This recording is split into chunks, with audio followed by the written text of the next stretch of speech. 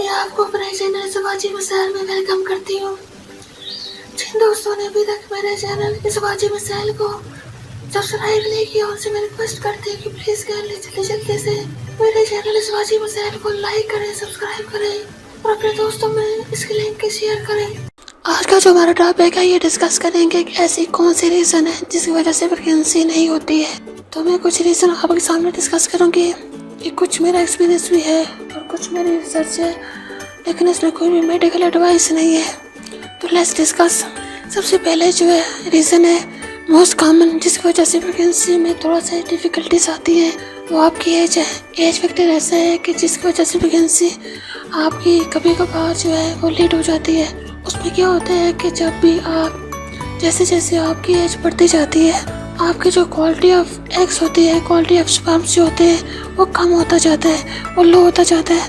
अगर आप नॉर्मल जो है किसी भी गायनेकोलॉजिस्ट के पास जाते हैं नॉर्मल विजिट में अपनी शादी के बाद, तो वैसे आपको 1 साल का गैप देते हैं कि 1 साल के बाद कुछ ट्रीटमेंट रिकमेंड करते हैं। लेकिन अगर आपकी एज 35 से ज़्यादा होती है तो आपको 6 मंथ से ज़्यादा वेट नहीं करना चाहिए और गायनेकोलॉजिस्ट के पास जाना चाहिए जो आपकी फर्दर जो है किसी टेस्ट वगैरह करती है।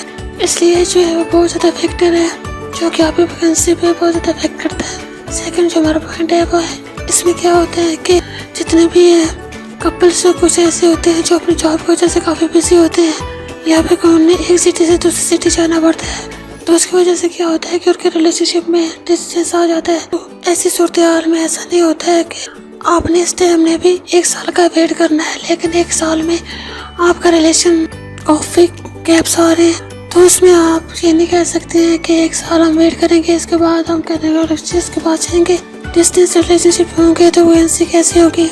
इसलिए ये भी आपकी अभी प्रेगनेंसी का जो टाइम है वो लेट हो जाता है और इस चीज़ को अफेक्ट करता है। और जो हमारा पॉइंट आ जाता है वो है कि इन्फेक्शन। अगर आपको कोई भी अंडरलाइन डिसीज़ है, डायबिटीज़ है, ब्लड प्रेशर है या किसी भी तरह का इन्फेक्शन है, तो आपको चाहिए पहले अपने इन्फेक्शन का इलाज करवाएं, दैन जो है प्रेगनेंसी की तरफ आए। इसमें इन्फेक्शन जो है वो भी बहुत बड़ा रोल प्ले करता है आपकी प्रेगनेंसी को लेट करने में।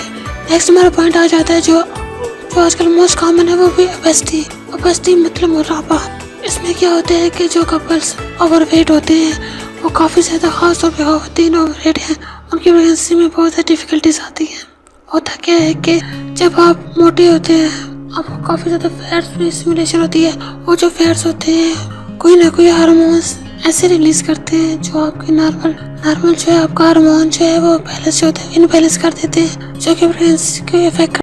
आखिर में मेरी आप दोस्तों से रिक्वेस्ट है कि प्लीज मेरे चैनल शिवाजी मिसाइल को लाइक करें, सब्सक्राइब करें और इसके लिंक को अपने फेसबुक के फ्रेंड्स में, व्हाट्सएप के फ्रेंड्स में, इंस्टाग्राम पे शेयर करें ताकि ज्यादा से ज्यादा लोगों तक मेरी वीडियो पहुंच सके। अब मुझे इजाजत दीजिए, अपना बहुत ज्यादा ख्याल रखिएगा, प्लीज दुआ में मुझे याद रखिएगा। ओके, अल्लाह हाफिज।